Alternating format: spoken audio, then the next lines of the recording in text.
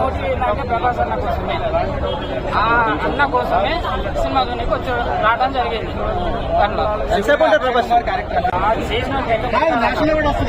National award అంటావా? ఆంధ్ర వేలో ఉందన్న, ఆంధ్ర వేలో ఉంది. మనం పోయి రేపు తెచ్చుకోవడమే ఉంటుంది అంతే, మనం తెచ్చుకోవడమే లేదు అంతే. అవార్డు మాత్రం ఆంధ్ర వేలనే ఉంది. ఆల్రెడీ చెప్పేసినాం. రేపు మాకు అమెజాన్ లో మూవీ మాత్రం వేరే ఉందన్న, అసలు మాటల్లో చెప్పలేము. వీళ్ళు చూసిరో లేదో తెలియదు కానీ ఫస్ట్ హాఫ్ బాగాలేదు, లాగ్ ఉంది అయ్యా అంటున్నాను. పీక్ అన్న, అసలు పీక్ అసలు అంతేగా. యాక్టింగ్ మాత్రం చింపేసినారు, అసలు సీట్లు వినిపోయినాయి.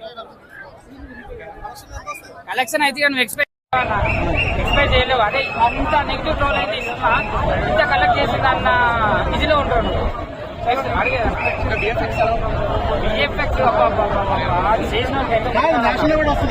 నేషనల్ అవార్డు అంటావా?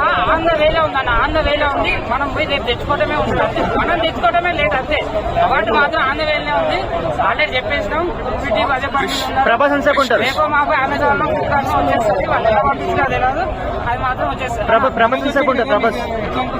అన్న వేరే అన్న, వాళ్ళకి ఎన్ని ఉన్నా కూడా సపోర్ట్ వచ్చేసింది అన్న.